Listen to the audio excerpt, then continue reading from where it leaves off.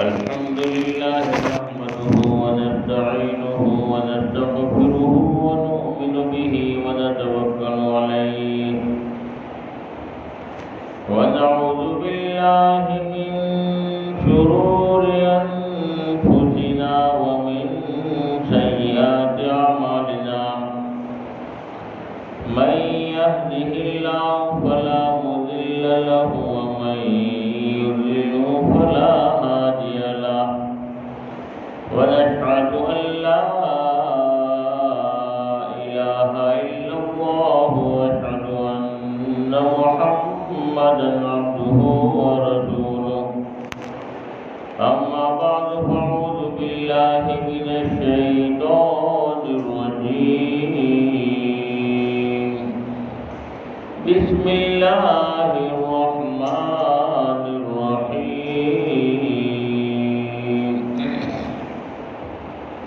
إن الله وملائكته يصلون على النبي يا أيها الذين آمنوا صلوا عليه وسلموا تسليما اللهم صل على محمد وعلى آل محمد كما صليت على إبراهيم وعلى آل إبراهيم إنك حميد مجيد اللهم بارك على محمد وعلى آل محمد كما باركت على إبراهيم وعلى آل إبراهيم إنك حميد مجيد خدا کی یاد دل میں حب حضرت لے کے آیا ہوں خدا کی یاد دل میں حب حضرت لے کے آیا ہوں جو دولت لٹ نہیں سکتی وہ دولت لے کے آیا ہوں جو دولت لٹ نہیں سکتی وہ دولت لے کے آیا ہوں خدا پوچھے گا محشر میں تو کیا لایا ہے دنیا سے خدا پوچھے گا محشر میں تو کیا لایا ہے دنیا سے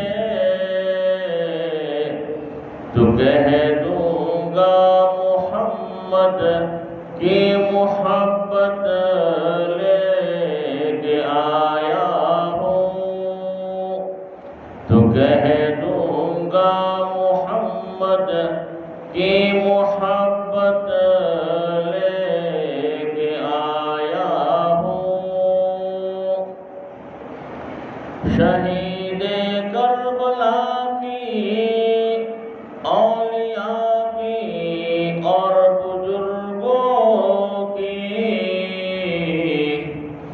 شہید کربلا کی اولیاء کی اور بزرگوں کی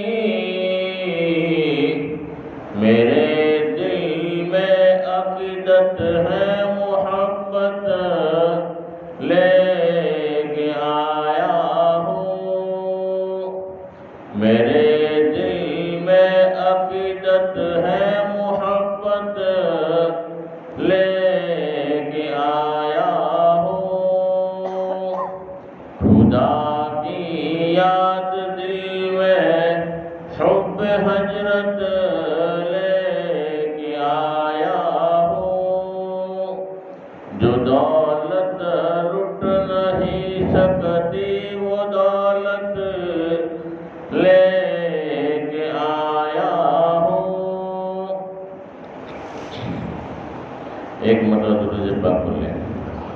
اللهم صل على محمد وعلى آله صل على سيدنا محمد وبارك وسلم۔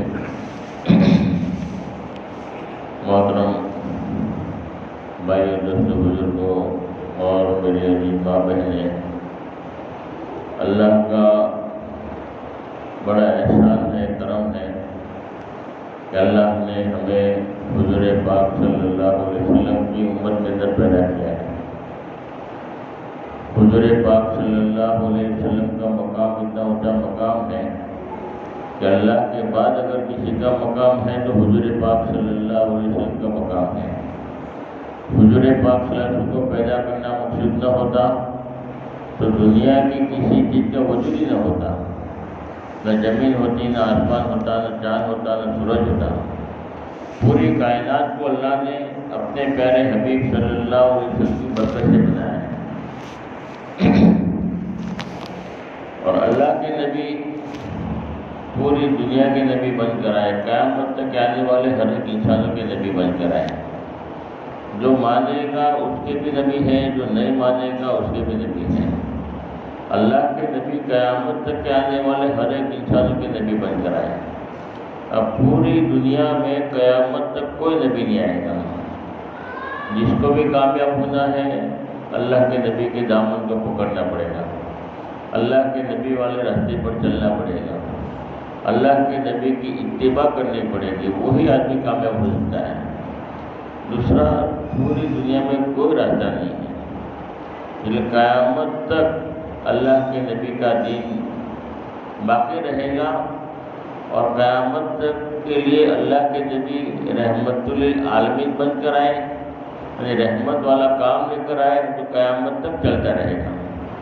پہلے زمانے میں نبی آتے تھے تو گویا رحمت آتی تھی، اور جب نبی چلے جاتے تھے رحمت چلی جاتی تھی۔ اور اللہ کے نبی خاتم النبیین ہیں، آخری نبی ہیں۔ اب قیامت تک دنیا میں کوئی نبی نہیں آئے گا، اور اللہ کے نبی رحمت للعالمین بھی ہیں۔ اب جب نبی آتے تھے رحمت آتی تھی، جب نبی چلے جاتے تھے رحمت چلی جاتی تھی۔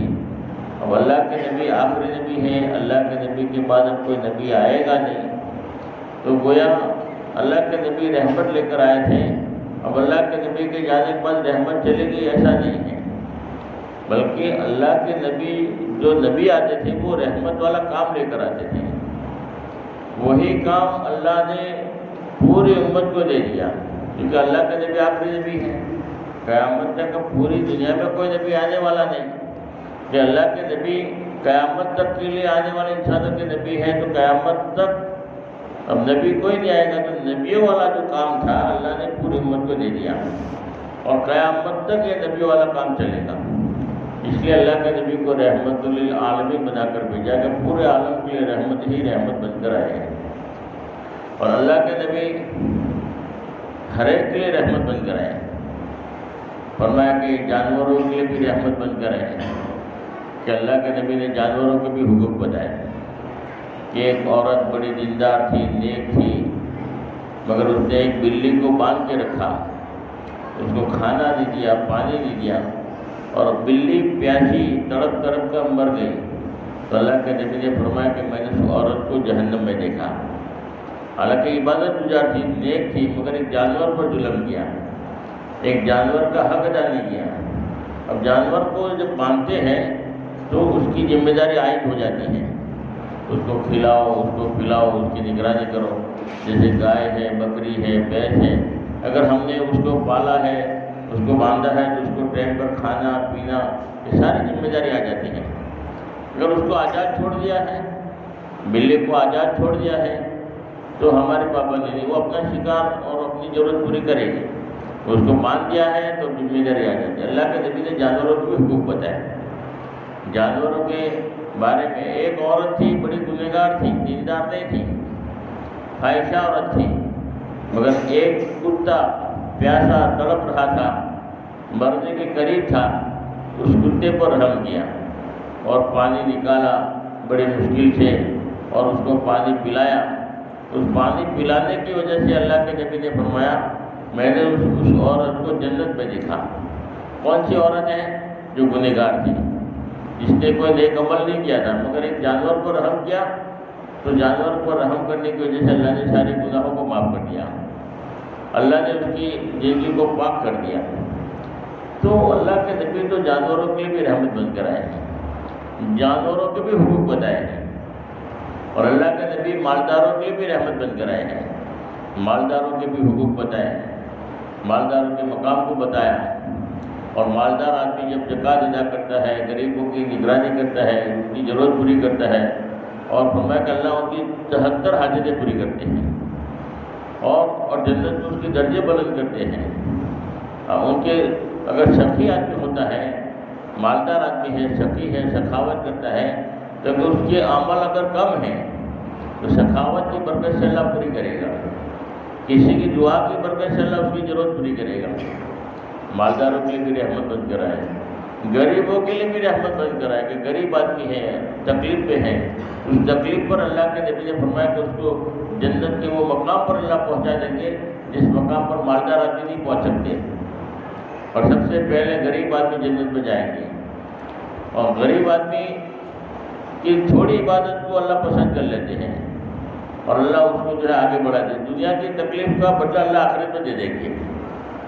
تو غریبوں کے لیے بھی رحمت بن کر آئے، مالداروں کے لیے بھی رحمت بن کر آئے، مزدوروں کے لیے بھی رحمت بن کر آئے۔ اللہ کے نبی نے فرمایا کہ اس کی مزدوری، اس کا پسینہ سوکھنے سے پہلے ادا کر دو۔ اگر مزدوری کروائی ہے تو مزدوری میں جو ہے اس کو خوش کرو، اس کو جو مزدوری طے کی اس سے زیادہ دو، اور جتنی مزدوری طے کی وہ ٹائم پہ دے دو، اس کو دھکے مت کھلاؤ، کل آنا بعد میں آنا، آدھا دیا آدھا بعد میں دے، پریشان مت کرو۔ اللہ کے نبی نے منع کیا ہے۔ غریبوں کی مزدوروں کے اوپر بھی رحمت بن کر آئے، فرمایا کہ کوئی مزدور آدمی ہے اور کوئی نوکر ہے، رمضان کا مہینہ ہے، روزے کی حالت میں ہے، تو اس کے اوپر ظلم مت کرو، اس کا کام ہلکا کرو، آسانی پیدا کرو، اللہ تمہیں جنت دے گا۔ تو اللہ کے نبی ہر ایک کے لیے رحمت بن کر آئے ہیں، اور عورتوں کے لیے بھی رحمت بن کر آئے ہیں، اور خصوصاً عورتوں کے اوپر تو اتنے بڑے احسانات ہیں کہ جس کا کوئی انتہا نہیں ہے، کہ اس زمانے میں عورت کا کوئی مقام ہی نہیں تھا، عورت کی کوئی ویلیو نہیں تھی۔ جس زمانے میں اللہ کے نبی پیدا ہوئے اتنی جہالت تھی، اتنی گندے رواجات تھے، اور اتنی جہالت میں جو ہے لوگ ڈوبے ہوئے تھے کہ لڑکیوں کو کوئی عزت ہی نہیں دیتے تھے، بلکہ حدیثوں میں یہاں تک آتا ہے کہ لڑکی کی پیدائش کو لوگ برا سمجھتے تھے، اور اپنے ہاتھوں سے لڑکیوں کو زندہ دفن کر دیتے تھے۔ اتنی نفرت تھی عورتوں سے کہ لڑکی کی پیدائش ہی کو برا سمجھتے تھے، اور پیدا ہو گئی تو پھر اس کو جینے کا حق نہیں، اس کو زندہ دفن کر دینا اچھا سمجھتے تھے۔ ایسی جہالت تھی، ایسی بری عادتیں تھیں۔ اللہ کے نبی کے آنے کے بعد سب سے پہلے اللہ کے نبی نے فرمایا جس گھر میں لڑکی پیدا ہو اس کے گھر میں رحمت آ گئی۔ اللہ نے لڑکی کو رحمت سے تعبیر کیا، خوشی ہونی چاہیے۔ اللہ کے نبی نے اس کی فضیلت بیان کی۔ ایک مرتبہ اللہ کے نبی نے صحابہ کرام کے مجمع کے اندر بتایا کہ اگر کسی کے گھر میں 3 لڑکیاں ہوں، اللہ نے 3 لڑکیاں دے دیا ہے، وہ خوش نصیب گھرانہ ہے۔ اگر کسی کے گھر میں 3 لڑکیاں ہوں اور تینوں لڑکیوں کا اچھا نام رکھیں، ان کا حق ہے کہ نام اچھا رکھو، ان کی پرورش کرو، دیندار بناؤ، تربیت کرو، ان کو نیک بنایا، نمازی بنایا، دین کا علم سکھایا، مدرسے میں بھیجا، ضرورت کا علم سکھایا، پڑھنے کا ماحول سکھایا، اور بالغ ہو جانے کے بعد ان کا نکاح کر دیا۔ نکاح کرنے کی ذمہ داری ماں باپ کی، اچھا نام رکھنے کی ذمہ داری ماں باپ کی، لڑکیوں کی تربیت کرنے کی ذمہ داری، ان کو جو ہے دیندار بنانے کی ذمہ داری ماں باپ کی۔ یہ 3 حق ہیں اولاد کے، اگر تینوں حق ادا کر دیے، بالغ ہو جانے کے بعد نکاح کر دیا، تو سمجھو کہ ان کے لیے جنت واجب ہو گئی۔ 3 لڑکیوں کی پرورش کرنے پر اللہ کے نبی نے فرمایا وہ ماں باپ جنتی ہیں، ان کے لیے جنت واجب ہو گئی۔ لڑکے کی پیدائش پر یہ فضیلت نہیں ہے، لڑکی کی پیدائش پر یہ فضیلت ہے۔ اگر 3 لڑکیاں ہوں اور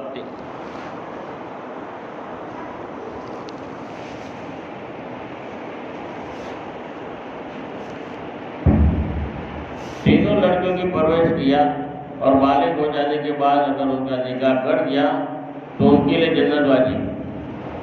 تو ایک صحابی کھڑے ہوئے اور فرمایا کہ اگر کسی کے گھر میں 2 لڑکیاں ہو تو اللہ کے نبی نے فرمایا کہ ان کے لیے بھی یہی بشارت ہے۔ پھر ایک صحابی اور کھڑے ہوئے اور یہ فرمایا کہ اگر کسی کے گھر میں ایک ہی لڑکی ہے تو اللہ کے نبی نے فرمایا کہ ان کے لیے بھی یہی بشارت ہے۔ یعنی ایک لڑکی کی پیدائش پر بھی اللہ کے نبی نے فرمایا کہ ان کے لیے جنت واجب ہو گئی۔ ایک لڑکی بھی بڑی قیمتی ہے، ایک لڑکی کی پیدائش پر بھی اللہ کے نبی نے جنت کا وعدہ کر دیا کہ ان کے لیے بھی جنت واجب ہو گئی۔ خوش نصیب گھرانہ ہے جن کے گھر میں لڑکیاں پیدا ہوئی ہوں اور جن کے گھر میں لڑکیاں ہوں، وہ تو خوش نصیب ہو، جنت کا سامان ہے۔ ایک آدمی تھا، بڑا جاہل آدمی تھا، دین نہیں تھا، اللہ نے اس کو 5 لڑکیاں دیا۔ خوش نصیب ہے، 5 لڑکیاں اللہ نے دیا، مگر اس کے اندر جہالت تھی، اللہ کے نبی پر یقین نہیں تھا، ایمان کمزور تھا۔ تو اس نے اپنی بیوی کو یوں کہا کہ اب 6ٹھی مرتبہ لڑکی آئی ہے تو میں تجھے طلاق دے دوں گا، تجھے گھر میں نہیں رکھوں گا، لڑکا ہی پیدا ہونا چاہیے۔ وہ لڑکی پریشان ہے کہ لڑکا لڑکی میرے ہاتھ میں تو ہے نہیں، میں تو یہ تھوڑی کر سکتی ہوں کہ کوئی لڑکا ہی پیدا ہو، لڑکی تو اللہ کی مرضی ہے، اللہ جو چاہے وہ دیتا ہے، وہ تو نظام اللہ کے ہاتھ میں ہے۔ اور شوہر مجھے طلاق دے دے گا تو میری زندگی برباد ہو جائے گی اور میری 5 لڑکیوں کی زندگی برباد ہو جائے گی۔ پریشان تھی، رو رہی ہے، اللہ سے دعائیں مانگ رہی ہے۔ اب وہ جاہل آدمی کہ نہیں لڑکا ہی ہونا چاہیے، اگر لڑکی ہوئی تو طلاق دے دوں گا تجھے۔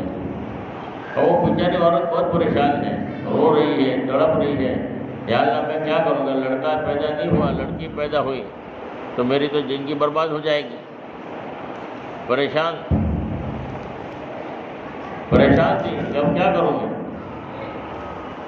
اللہ نے جو ہے، وہ جاہل آدمی تھا، دیندار نہیں تھا، یقین نہیں تھا، اللہ نے اس کو ہدایت دی اور ہدایت کے اللہ نے اسباب پیدا کیے۔ اب اس نے جو ہے ایسا ہوتا ہے بار بار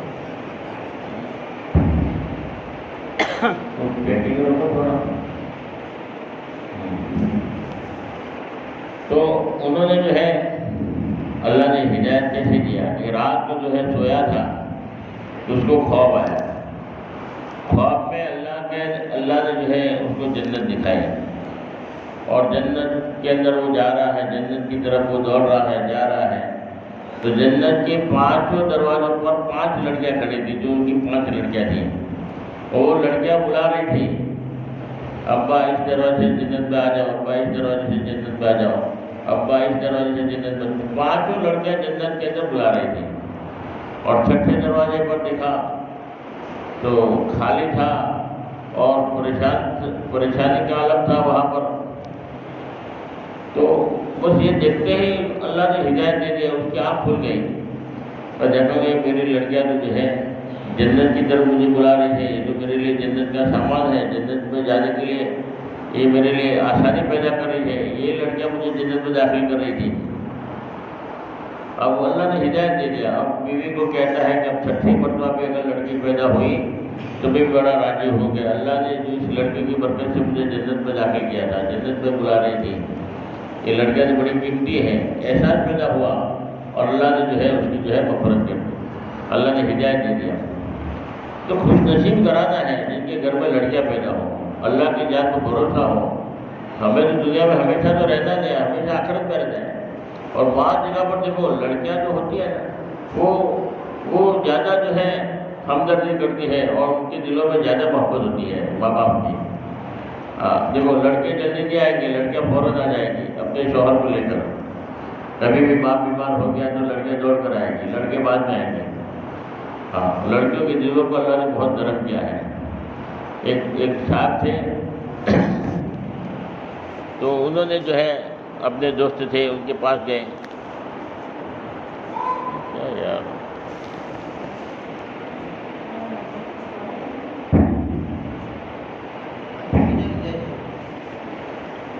ایک دوست تھے ان کے پاس ایک آدمی آیا، آنے کے بعد کہنے لگا کہ بہنیں جو ہے ایسی کیوں ہے، اور رو رہا تھا اور ہنس بھی رہا تھا۔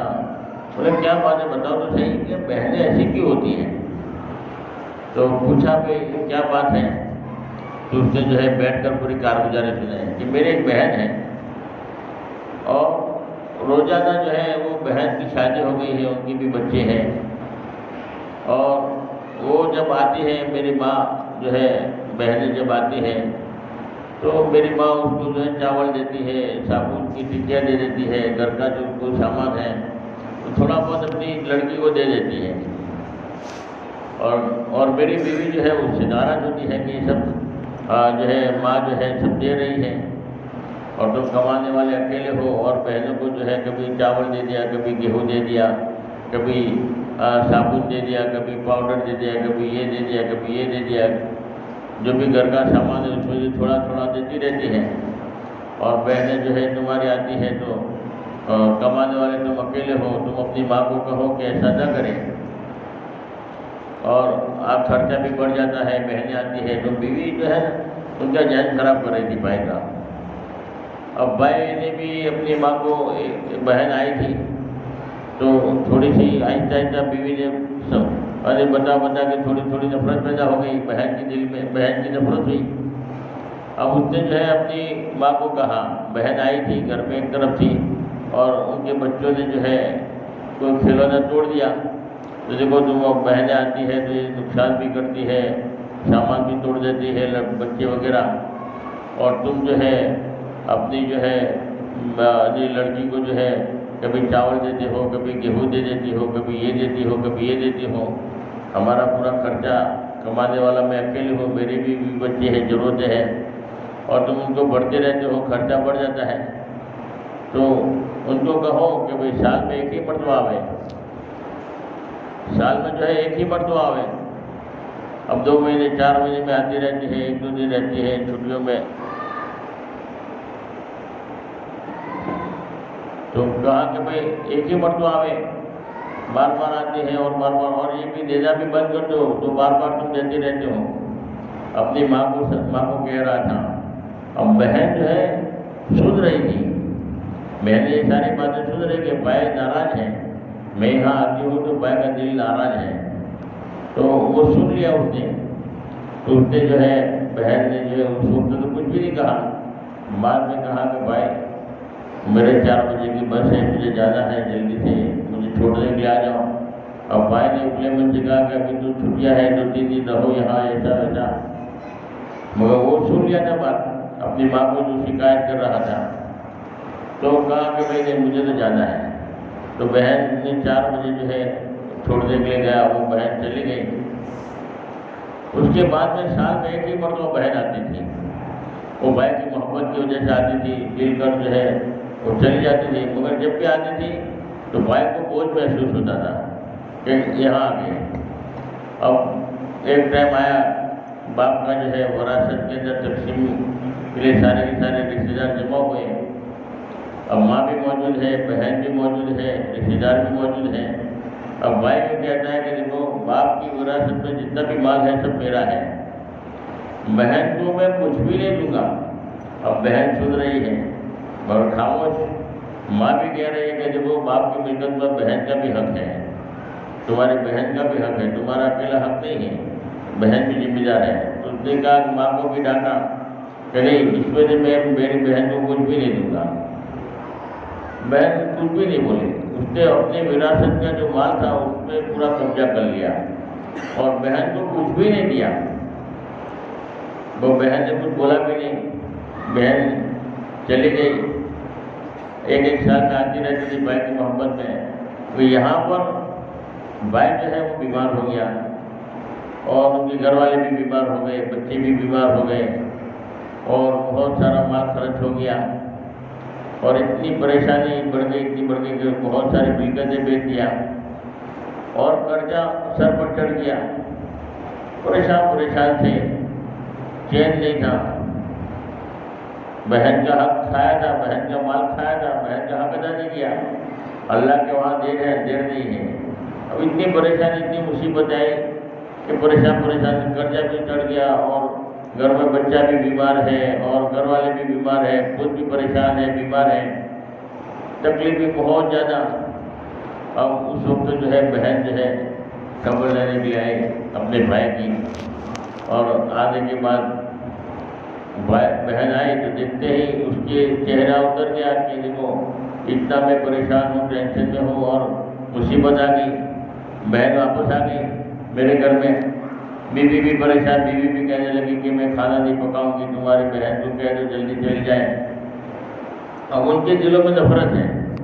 اب بہن محبت کی وجہ سے آئی ہے، خبر لینے کے لیے آئی ہے۔ اب بہن جو ہے بھائی کے پاس بیٹھی، بھائی تمہارا چہرہ ایسا ہے، یہ بہت محبت سے بات کر رہی ہے، کیونکہ بھائی کے دل میں تو نفرت ہے۔ بھائی تو پسند نہیں کرتا کہ یہ مصیبت کہاں سے آ گئی، ابھی اتنا میں پریشان ہوں اور مصیبت آ گئی۔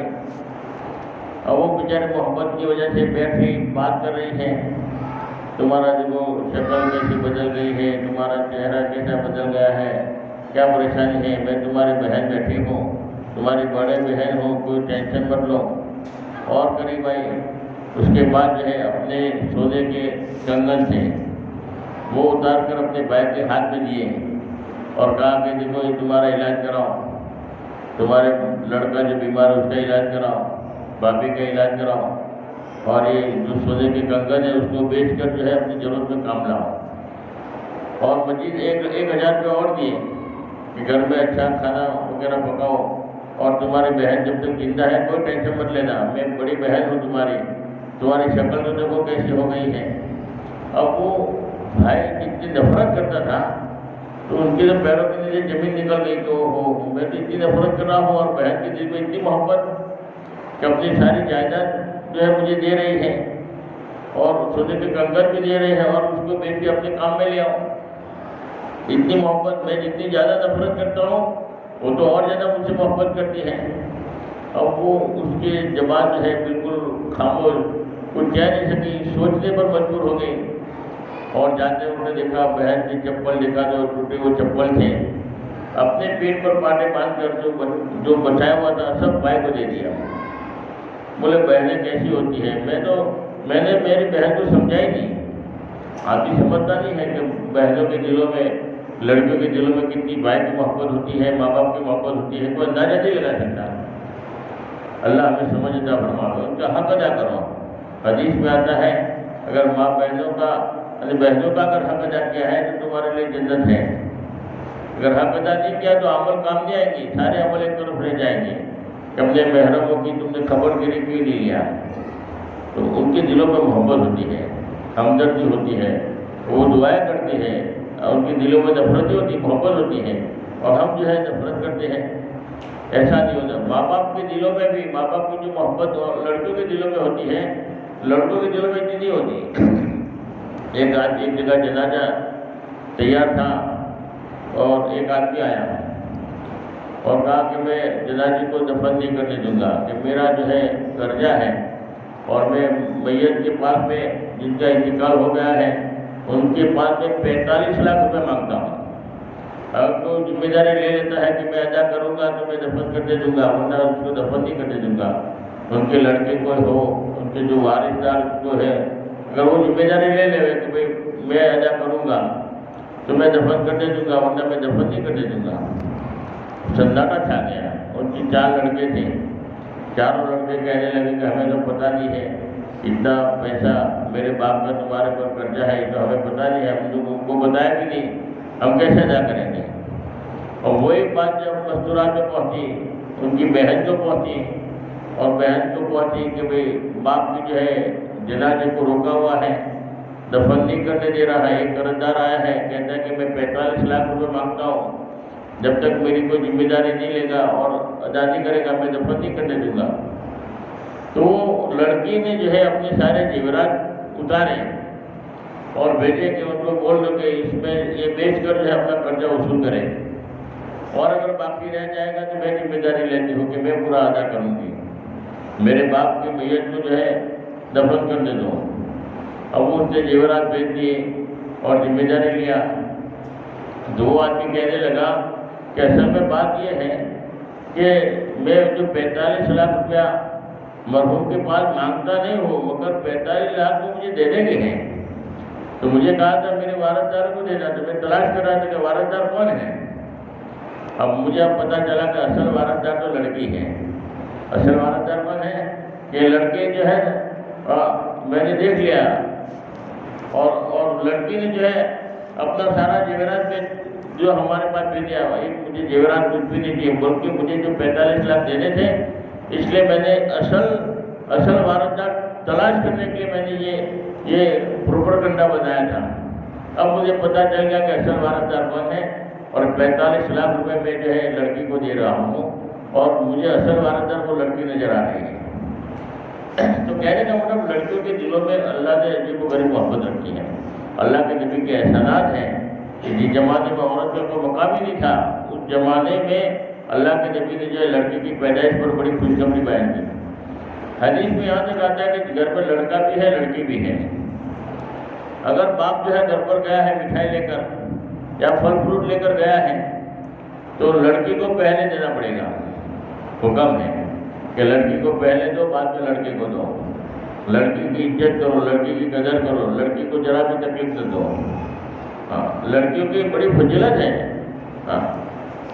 اور جب ایک زمانہ وہ ہوتا ہے کہ کسی کی بیوی بن جاتی ہے، تو اللہ کے نبی نے فرمایا کل قیامت کے دن سب سے قریب آدمی وہ ہوگا جن کے جو ہے اخلاق اچھے ہوں، جو اپنے عورتوں کے ساتھ اچھا برتاؤ کرتا ہو، اپنے عورتوں کے ساتھ اچھا سلوک کرتا ہو۔ کل قیامت کے دن سب سے زیادہ قریب آدمی وہی ہوگا۔ خوش نصیب آدمی ہے جو اپنے عورتوں کے ساتھ اچھا معاملہ کرتے ہیں اور اچھا ویوہار کرتے ہیں، اچھے اخلاق کے ساتھ پیش آتے ہیں، خوش نصیب ہے۔ ایک آدمی کی نئی شادی ہوئی اور گھر میں جو ہے بیوی کو لے کر آیا، اب کھانا پکانا نہیں آتا تھا۔ اب پہلے آئی تھی، گھر میں پکایا نہیں تھا، اور سسرال میں پکانا پڑتا ہے، مگر جیسا آہستہ جو ہے آدمی جو ہے سیٹنگ ہو جاتا ہے، وہ پکانا نہیں جاتی تھی اور تھوڑا پکانے کے لیے ان کی ذمہ داری دیا۔ تو جب ایک مرتبہ کھانا پکانے کے لیے کہا تو پانی جیسا کھانا پکایا، سالن میں پانی زیادہ ڈال دیا اور ٹیسٹی نہیں بنایا۔ تو ساس نے جو ہے لڑکے کو فون کیا کہ تمہاری بیوی نے ایسا کھانا پکایا، تم وجہ سے کھانا لے کے آنا، اور یہ تو منہ میں بھی نہیں جاتا ایسا کھانا پکایا ہے۔ اور ساس جو ہے بہو کو ڈانٹ رہی ہے، اور وہ بیچاری ایک کونے میں رو رہی ہے۔ اور پہلے جب پکایا تھا اچھا نہیں پکا، تو وہ ساس کے سامنے کچھ بول تو نہیں رہی ہے، مگر آنسو ٹپک رہے تھے، رو رہی تھی۔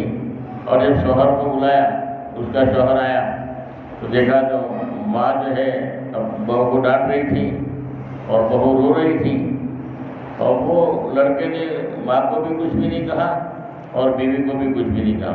اور ماں باپ نے جو ہے بازار سے کھانا منگوایا تو فٹافٹ گیا بازار میں اور ماں باپ کے لیے کھانا اچھا لے کر آیا، اور ماں باپ کو بھی کھانے کے لیے بٹھایا، ماں باپ بھی کھا رہے ہیں، اور وہ خود بھی وہاں بیٹھا اور بیٹھ کے کہتا ہے کہ جو تم نے سالن پکایا ہے وہ لے کے آؤ، اور وہ لے کر آیا۔ اور وہ شوہر جو ہے وہ اپنی بیوی کے ہاتھ کا جو کھانا پکا تھا، پانی والا جو سالن بنایا تھا وہ کھا رہا ہے، بازار کا جو لایا تھا وہ اپنے ماں باپ کو دے دیا، اور کہا وہ بیوی کا جو سالن کھا رہا تھا اور تعریف بھی کر رہا تھا، حالانکہ سالن صحیح نہیں بنا تھا مگر تعریف کر رہا تھا ماں باپ کے سامنے، ماشاءاللہ کتنا اچھا سالن پکایا ہے، اور آدمی سوپ بھی پی سکتا ہے، اس کو مسل کے بھی آدمی کھا سکتا ہے، تعریف بھی کر رہا تھا، اور کتنا اچھا لذیذ کھانا پکا ہے۔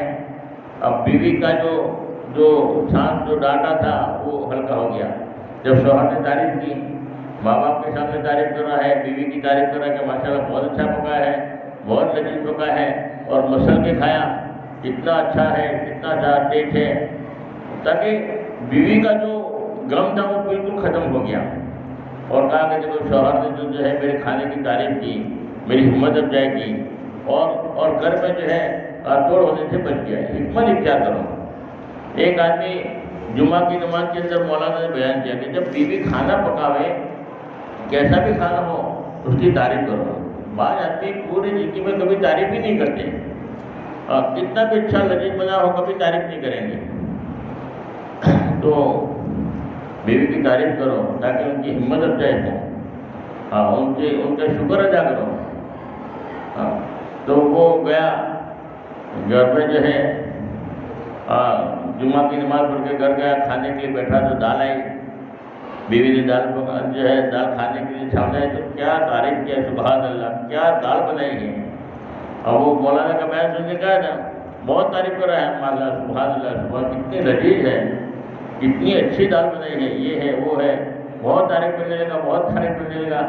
تو بیوی کو غصہ بہت آیا، کہا کہ میں روزانہ کھانا پکاتی ہوں، کبھی تعریف نہیں کیا، اور آج پڑوس میں سے دال لے کر آئی ہو تم اتنی تعریف کرتے ہو کہ تمہارا مجھے چھپتا نہیں ہے، کبھی میں نے آج تک تعریف نہیں سنی، اور آج پڑوس میں سے دال لے کر آئی تو تم تو تعریف ہی تعریف کے پھول باندھ رہے ہو، اور میں نے زندگی بھر کھانا پکا کے کھلایا تمہیں تعریف نہیں کیا۔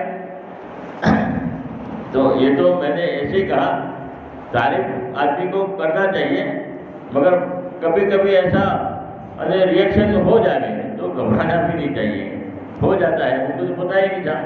ایک مولانا گئے کھانے کے لیے تو بہت تعریف کی، ماشاءاللہ تمہاری بیوی نے بہت اچھا پکایا ہے۔ تو بیوی کہنے لگے اندر سے کہ مولانا زندگی میں آج تعریف سنی ہے، میرا شوہر 30 سال سے ہے مگر آج تک کبھی تعریف ہی نہیں کیا، کبھی کھانے کی تعریف نہیں کیا، تم ایک دفعہ کھانے کے لیے تو میری تعریف کر رہے ہو۔ تو بیوی کی ہمت افزائی کرنا، بیوی کی جو ہے تھوڑی بہت 19-20 ہو تو اس کو درگزر کرنا۔ ایک بزرگ کا انتقال ہو گیا، کسی نے کہا کہ کیا ہوا کہ اللہ نے مغفرت کر دی، اس وجہ سے کہ کھچڑی کھانے کی وجہ سے مغفرت ہوئی۔ تو بولے کیا ہوا؟ بولے کہ ایک مرتبہ بیوی نے کھچڑی بنائی کہ اس میں نمک زیادہ پڑ گیا تھا، میں نے صبر کیا، اللہ کے لیے کچھ بھی ٹوکا بھی نہیں، لڑا بھی نہیں، بولا بھی نہیں، اور میں نے کھا لیا، بس اللہ پاک نے سزا کو پسند کر دیا اور میری مغفرت کر دیا۔ بات مطلب معمولی عمل ہوتا ہے، مگر آدمی برداشت کر لیتا ہے، اور بیوی کو ڈانٹتا نہیں ہے، بولتا نہیں ہے، اور برداشت کر لیتا ہے تو اللہ اس کی برکت سے اللہ معاف کر دیتے ہیں، گناہوں کو معاف کر دیتے ہیں۔ ایک بہت بڑے اللہ والے تھے، بزرگ تھے، تو ان کے گھر پر ملنے کے لیے لوگ آئے کہ شیخ صاحب کہاں ہیں، بزرگ کہاں ہیں، بہت بڑے اللہ والے تھے۔ تو ان کے گھر میں بیوی تھی نا، بہت بد مزاج تھی، اور گھر میں آنے کے بعد تو شیخ صاحب کہاں ہے، بولے کون سے شیخ، کون سے مولانا؟ وہ تو جنگل میں گئے ہیں، اور یہ جی اتنا ٹھکارا آواز اور اتنا جو ہے لہجہ بھی اتنا کوئی قدر ہی نہیں، بڑی اتنی بدتمیزی سے بات کر رہی ہے بیوی، اتنی بدتمیز، اور ہم تو سن رہے تھے اتنے بڑے اللہ والے ہیں، اتنے بڑے بہت بڑے اللہ والے ہیں، اور بیوی تو دیکھو کیا گالیاں پک رہی ہیں، اور ان کی تو کتنی برائیاں کر رہی ہیں کہ وہ مولوی کون، یہ تو جنگل میں گئے ہیں ادھر، اور اتنا لہجہ اتنا خراب تھا۔ تو اب آئے ہیں اتنے دور سے حضرت کو ملنے کے لیے، جو مل کے جا گئے، جنگل کی طرف گئے تو شیر کو دیکھا آتے ہوئے، تو شیر پر بیٹھے ہوئے، کس کے اوپر بیٹھے ہوئے، اور ہاتھ میں جو سانپ، جو ہے سانپ کی چابک تھی، سانپ، تو دیکھا شیر پر حضرت آ رہے ہیں اور ہاتھ میں سانپ ہے جو ڈستا بھی نہیں ہے، اور سانپ کو چابک بنایا ہے، اور شیر پر بیٹھ کے آ رہے ہیں۔ تو حضرت سے ملاقات کی اور بہت عزت کی، اکرام کیا، کہا کہ ہم آپ کے گھر پر جا کر آئے ہیں تو آپ کی بیوی تو ایسا کہہ رہے تھے، یہ ہے وہ ہے، کہ اسی کی برکت ہے کہ میں برداشت کرتا ہوں، صبر کرتا ہوں، ان کی کڑوی کسیلی سنتا رہتا ہوں، اسی کا بدلہ اللہ نے مجھے دیا ہے کہ آج تم دیکھ رہے ہو۔ تو آدمی جب برداشت کرتا ہے، تھوڑی بہت تکلیف میں برداشت کرتا ہے تو اللہ اس کا بدلہ دے دیتے ہیں، دنیا میں بھی اللہ نوازتے ہیں، نہ معلوم کون سے اللہ راستے کھولے گا، وہاں گمان بھی نہیں ہوتا۔ اس لیے اللہ کے نبی نے فرمایا کہ کل قیامت کی سب سے زیادہ قریب وہی آدمی ہوگا جو اپنی بیوی بچوں کے ساتھ اچھا معاملہ کرے۔ اور بعض مرتبہ ایسا ہوتا ہے کہ بیوہ ہو جاتی ہے، شوہر کا انتقال ہو جاتا ہے، یا طلاق آدمی دے دیتا ہے، تو ماں باپ کے گھر واپس آتی ہے، تو اللہ کے نبی نے کیا فرمایا، ماں باپ کو بھی کہہ دیا کہ اب تم اگر اپنی لڑکی پر جو خرچ کرو گے ڈبل ثواب دیا جائے گا۔ اور بیوہ عورتوں کے بارے میں فرمایا کہ پورا گاؤں کو ذمہ دار بنا کہ کوئی گاؤں میں بیوہ عورت ہے اور اس بیوہ عورتوں کی یتیم بچوں کی پرورش کرے گا، یتیم بچوں کی ذمہ داری اٹھائے گا، ان کی ضرورت پوری کرے گا، اللہ تمہاری 73 حاجتیں پوری کرے گا۔ اللہ تمہارے لیے جنت کا راستہ آسان کریں گے. پورے گاؤں کو ذمہ دار بنا دیا تھا کہ وہ تکلیف نہ ہو، پریشان نہ ہو. اور پہلے زمانے میں ایسے گندے رواجات تھے کہ دوسرا نکاح نہیں کر سکتی تھی. اللہ کے نبی نے بیوہ عورت سے شادی کیا اور بیوہ عورتوں سے شادی کر کے اس رسم کو ختم کیا اور ان سے نکاح کرنے کی فضیلت بیان کی کہ بیوہ عورتوں سے نکاح کرو، بیوہ عورتوں سے جو ہے ورنہ پہلے زمانے میں کتنی جہالت تھی. لوگ زندہ جلا دیا کرتے تھے، زندہ دفن کر دیا کرتے تھے، پوری زندگی بیوگی کی حالت میں گزارنا پڑتی تھی، تنگ ہو جاتی تھی.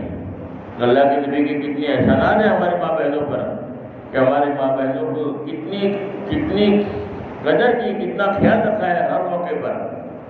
جہاں بھی تھوڑی سی پریشانی آئی فرمایا کہ ان کی راحت کے لیے اسباب مہیا کر دیے، ہر ایک کو ذمہ دار بنا دیا.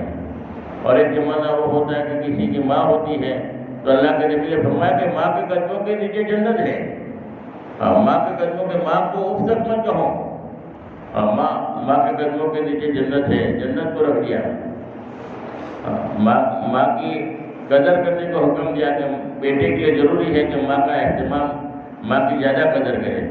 اللہ کے نبی نے فرمایا ایک آدمی نے پوچھا کہ میری ماں بھی ہے، میرا باپ بھی ہے، میں کس کے ساتھ احسان کروں؟ اللہ کے نبی نے کہا ماں کے ساتھ. دوبارہ پوچھا کہا ماں کے ساتھ. تیسری مرتبہ پوچھا ماں کے ساتھ. چوتھی مرتبہ پوچھا تو باپ کے ساتھ. پھر کہا اللہ کرو فلا کرو، جو جتنے زیادہ قریبی رشتے دار ہو ان کے ساتھ احسان کرو. تو ماں احسان کی زیادہ محتاج ہے، ماں مقدم ہے. اور ماں کی قدر کرنے کے لیے کہا ماں. فرمایا کہ آدمی دیندار ہے، دین کا داعی بھی ہے، دعوت کا کام بھی کرتا ہے، نماز بھی ہے، عالم ہے، جو ماں کی قدر نہیں کرتا، ماں ناراض ہے تو جنت میں نہیں جا سکتا. تو ایک بڑا عالم کیوں نہ ہو، بڑا دین کا کام کرنے والا ہو، ماں باپ ناراض ہے، ماں ناراض ہے تو فرمایا کہ اس کا حج بھی قبول نہیں اور اس کی کوئی عبادت قبول نہیں. حدیث میں آتا ہے ماں باپ تمہارے لیے جنت ہے یا جہنم ہے. ماں باپ کی رضا جنت ہے، ماں باپ کی ناراضگی جہنم ہے. اور ماں باپ کی دعا اولاد کے حق میں ڈائریکٹ قبول ہوتی ہے. ماں باپ کی دعا اولاد کے حق میں ڈائریکٹ قبول ہوتی ہے. جو دعا کرو گے ماں باپ کرتے ہیں وہ 100% قبول ہوتی ہے. ایک آدمی میاں بیوی تھی، ماشاءاللہ بڑے سمجھدار تھے. ماں باپ کی بہت خدمت کی. ماں باپ جو پانی مانگے دودھ حاضر کرے اور بہت یعنی ان کی عزت کی، بہت قدر کی. تو ماں باپ دعا کر رہے تھے کہ اللہ میرے بیٹے کو 7 حج کروانا. کتنا حج کروانا؟ 7 حج کروانا. تو ہمارے ساتھی کہنے لگے کہ میں نے ان کی ملاقات کی تو اللہ نے ان کو 6 حج کروا دیے اور 7ویں حج کی تیاری کر رہا تھا. اللہ ماں باپ کی دعا رد نہیں کرتے اور ضرورت مندوں کی آدمی ضرورت پوری کرتا ہے، ان کی بھی دعا رد نہیں ہوتی. ہم حج میں گئے تو حج کے لیے عظیم بھائی نے جو ہم کو جوڑا تھا بیان کیا. ان کے اندر ایک انہوں نے بتایا کہ میں حج میں گیا تھا پہلے مرتبہ 35 سال پہلے حج میں گیا تھا. کتنے سال پہلے؟ 35 سال پہلے میں حج میں گیا تھا، پہلی مرتبہ گیا تھا. تو اس وقت ایک عورت جو ہے بوڑھی عورت تھی، اپنے شوہر سے جدا ہو گئی تو پریشان تھی. ان کی بلڈنگ ملتی نہیں تھی. ملاقات تھوڑا بہت نشانیاں ہوتی ہیں، دو گڑا اس وقت کے اعتبار سے بھی نشانیاں تھیں کہ اس نمبر کی وجہ سے یہاں پہنچ جاتے.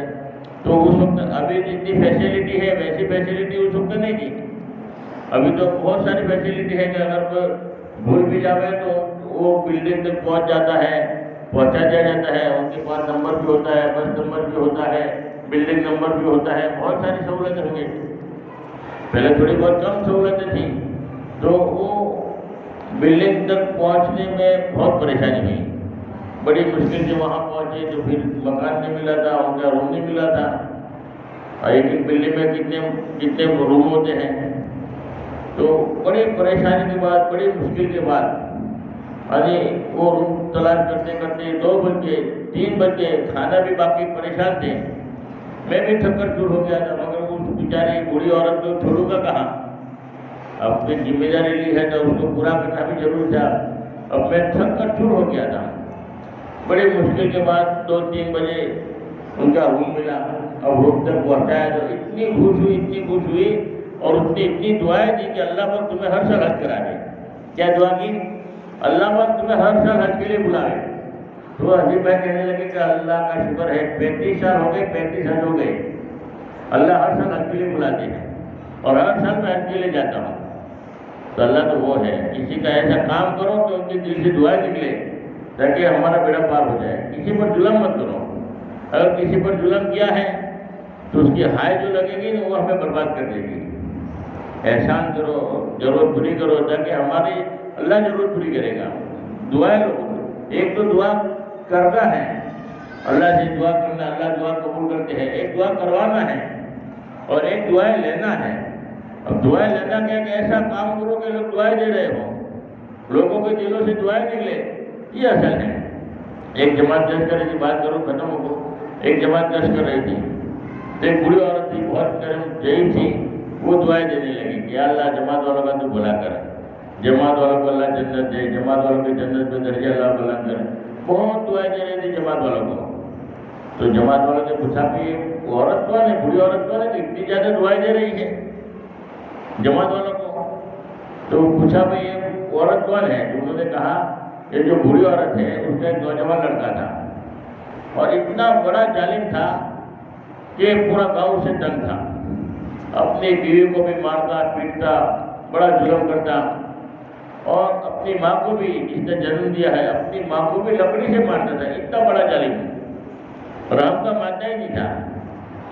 اللہ نے جو اس کو ہدایت کی، جماعت کے حوالے ہو گیا، 3 دن جماعت میں جا کر آیا، اللہ نے احساس پیدا کیا، اس نے 4 مہینے لگائے۔ ماں جاتی 3 دن لگاتی ہے، سمجھ میں بات آ جاتی ہے تو فوراً 4 مہینے کی ترتیب بتا دی کہ اب تو مجھے 4 مہینے لگانا ہے، تو اس نے 4 مہینے لگایا۔ 4 مہینے لگانے کے بعد دیکھا تو پوری زندگی چل ہو گئی، فجر کی نماز میں پہنچ جاتا ہے، لوگوں کو دعوت دیتا ہوا، اور پابندی سے ملاقاتیں بھی کرتا ہے، اور پابندی کے، اور ماں کی بھی جو لکڑی سے مارتا تھا وہی آدمی روزانہ ماں کے پاس آتا ہے، بیٹھتا ہے، محبت سے بات کرتا ہے اور اپنی ماں کے پیر دباتا ہے۔ اب ماں بڑی راضی ہو جاتی ہے کہ جو مجھے لکڑی سے مارتا تھا آج وہی لڑکا میری پیر دبا رہا ہے، تو ماں کے دل سے دعائیں نکلتی ہیں کہ اللہ جماعت والوں کا بھلا کرے، کہ جن کی برکت سے اللہ نے میرے بیٹے کو ہدایت دی۔ کام ایسا کرو کہ لوگ دعائیں دے رہے ہوں، لوگوں کے دلوں سے دعائیں نکلے، ایسا کام کرو کہ محنت کرو، کوشش کرو۔ اللہ کے راستے میں جانے کے بعد لوگ دعائیں دیتے ہیں کہ تمہارا بھلا ہو، ورنہ تو میری زندگی پوری تنگ ہو جاتی۔ احساس پیدا ہوتا ہے، جن کی صحیح روح پر آتی ہے اور جن کی تبدیل ہو جاتی ہے، اس لیے ایسی محنت کرو لیکن لوگ اللہ کے راستے میں نکلے، پھر ہمیں دعائیں ملے۔ سب سے بڑی خدمت ہے ان کا تعلق اللہ سے جڑ جائے، اس سے بڑی خدمت کوئی نہیں ہے۔ اللہ رب العالمین ہمیں کہنے سننے سے زیادہ عمل کی توفیق عطا فرمائے، اور ہماری ماں بہنیں بھی کوشش کریں گھر میں دین کا ماحول بنانے کے لیے، فضائل اعمال کی تعلیم ہر گھر میں ہو، حدیث پاک کی 6 صفات کے مجاہدے کے ساتھ میں ہو، ہفتہ وار تعلیم ہے جس میں ہم جاتے رہے بیٹھتے رہے۔ بعض مرتبہ کوئی بات اثر کر جاتی ہے جو زندگی پلٹ جاتی ہے، جیسے گیس کا لائٹر ہوتا ہے، آدمی دباتا ہے گیس کا چولہا نہیں جلتا، دوسری مرتبہ دبایا، تیسری مرتبہ دبایا، ایک چنگاری کام آ جاتے ہیں چولہا جل جاتا ہے، 2-3 مرتبہ ٹپ ٹپ کرتا ہے ایک چنگاری کام آ جاتی ہے۔ اس لیے بار بار اگر دین کی مجلس میں بیٹھیں گے تو ایک چنگاری کام آ کے ہدایت مل جائے گی، زندگی پلٹ جائے گی، احساس پیدا ہو جائے گا، پھر بوجھ نہیں پڑے گا، پھر نماز پابند ہو جائے گی، ذکر کی پابند ہو جائے گی، تہجد کی پابند ہو جائے گی۔ چنگاری لگ گئی، یہ چولہا جل گیا، بس ایک چنگاری لگ گئی، بار بار بیان میں بیٹھنے کی وجہ سے، بار بار دین کی بات سننے کی وجہ سے ایک بات دل میں اثر کر کے زندگی پلٹ جاتی ہے۔ ایسے ہزاروں واقعات ملیں گے، کوئی بیان میں بیٹھے تھے، ایک بات اثر کر کے زندگی میں جن کی تبدیل ہو گئی، ماشاءاللہ چہرے پہ داڑھی آ گئی، ماں بہنوں نے پردے کا اہتمام کر لیا، ماں بہنوں نے نماز شروع کر دیا، ماں بہنوں کی زندگی صحیح ہو گئی، کیونکہ ایک بات سمجھ میں آ گئی۔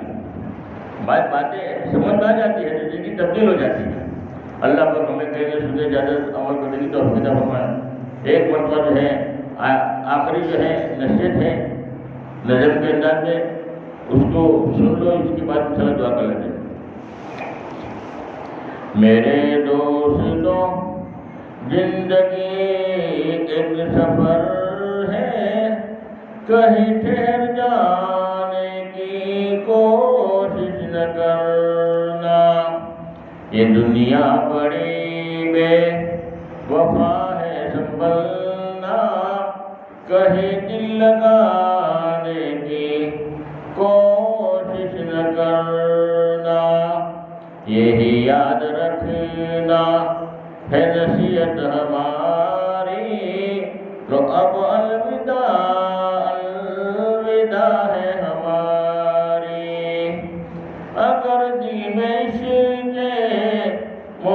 محمد نہیں ہے تو کعبہ کو جانے کی کوشش نہ کرنا۔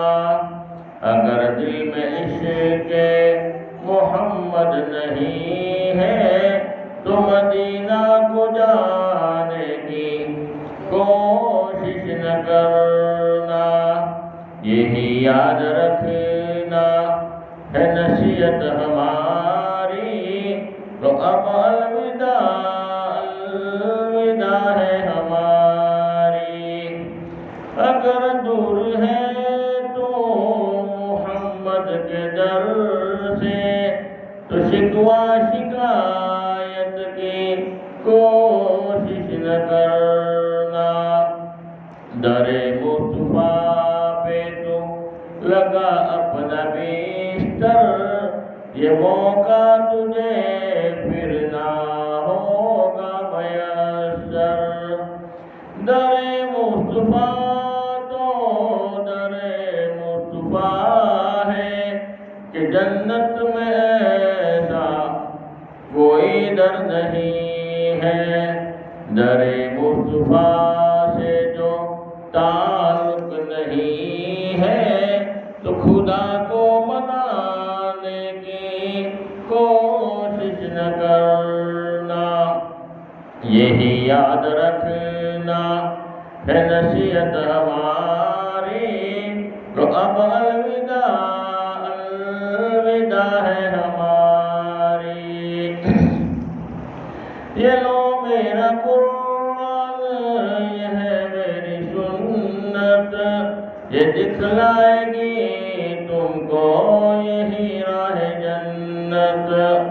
اگر دل میں کامل یقین نہ ہو تو پھر ہاتھ اٹھانے کی کوشش نہ کرنا۔ یہ ابلیس ملعون دشمن ہمارا کہیں لوٹ نہ لے ایمان ہمارا۔ مسائل سے گھبرا کر اے نوجوانوں کہیں ڈگمگانے کی کوشش نہ کرنا۔ نبی کے نواسوں نے راہ خدا میں گردن کٹائی جھکائی نہیں تھی۔ یتیموں سے الفت نبی کی ہے سنت، اسے دل چرانے کی کوشش نہ کرنا۔ اگر راہ میں کوئی کانٹے بچھائے تو اسے پھر ستانے کی کوشش نہ کرنا۔ برائی کا بدلہ برائی نہیں ہے، شرافت یہ ہے بلائی کرو تم۔ بڑے جو مصیبت صبر سے اٹھانا، مگر دل کسی کا نہ ہرگز دکھانا۔ یہی یاد رکھنا ہے نصیحت ہماری، تو اب الوداع الوداع ہے ہماری۔ سنو دل سے یارو سلام آخری ہے، محفل ہماری کلام آخری ہے۔ اگر ہم سے کوئی خطا ہو گئی ہو، اگر ہم سے کوئی خفا ہو گئے ہو، رہے ساتھیوں تم ناراض ہو کر کہیں دل دکھانے کی کوشش نہ کرنا۔ دعا کر لو یارو جدا ہو رہے ہیں، رہی زندگی تو پھر آ کر ملیں گے۔ اگر مر گئے تو دعا کرتے رہنا، آنسو بہانے کی کوشش نہ کرنا۔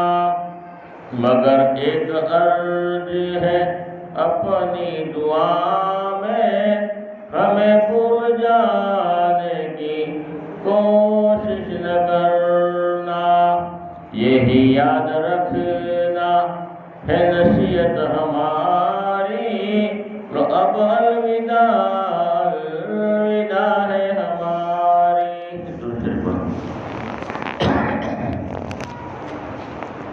اللہم صلی علی سیدنا محمد وعلی آلہ صلی علی سیدنا محمد وبارک وسلم۔ یا اللہ جتنا بھی مجمع حاجی کی صورت جڑا ہے بیٹھا ہے، جتنی بھی ماں بہنیں بیٹھی ہے، سب کو حج بیت اللہ نصیب فرما، سب کی جائز مقاصد حاجتوں کو پوری فرما۔ یا اللہ خصوصاً مرحوم ان کی مدد فرما، ان کی یا اللہ قبر کو نور سے منور فرما، جنت الفردوس میں جگہ عطا فرما، جو پریشان حال ان کی پریشانی دور فرما، جو بیمار ان کی شفا کامل عاجل عطا فرما، جو بے روزگار ان کے لیے گیس اور روزی کا انتظام فرما۔ یا اللہ رحم فرما، کرم فرما، عافیت کا معاملہ فرما، صحیح یقین نصیب فرما۔ یا اللہ نمازوں کا شوق پیدا فرما، نماز کی پابندی کرنے کی توفیق عطا فرما۔ یا اللہ صحیح راستے پر چلنے کی توفیق عطا فرما، تیرا دھیان نصیب فرما، آپس میں محبتیں پیدا فرما، ہمارے اخلاق کو صحیح بنا، اخلاص کے ساتھ ہر عمل کرنے کی توفیق عطا فرما، دین کی کام کو اپنا کام بنا کر کرنے کی توفیق عطا فرما۔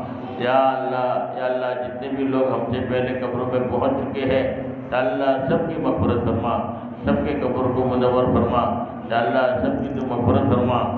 یا اللہ خصوصاً مرحوم کی مغفرت فرما، ان کی قبر کو جنت کا باغ بنا۔ یا اللہ جنت الفردوس میں جگہ عطا فرما، ہمارا بھی ایمان پر خاتمہ فرما، یہ کلمہ پڑھتے پڑھتے ایمان کے ساتھ ہماری موت آوے سے اسباب مہیا فرما۔ یا اللہ دین کی کام کو اپنا کام سمجھ کر کرنے کی توفیق عطا فرما۔ یا اللہ اخلاص کے ساتھ ہر عمل کرنے کی توفیق عطا فرما، آپس میں محبتیں پیدا فرما۔ یا اللہ ہمیں دعا مانگنا بھی نہیں آتا، جو مانگا وہ بھی عطا فرما، مانگنے سے رہ کے اپنی شان عطا فرما۔ حضور پاک صلی اللہ علیہ وسلم نے جتنی خیر خلائی کی دعائیں مانگی ہے، ان سب میں ہمارا بھرپور حصہ عطا فرما، جن شروع سے پناہ چاہے ان سب سے ہماری حفاظت فرما۔ جزا اللہ عنہ محمد صلی اللہ علیہ وسلم۔ سبحان ربک رب العزۃ عما یصفون وسلام علی المرسلین والحمد للہ رب العالمین برحمتک یا ارحم الراحمین۔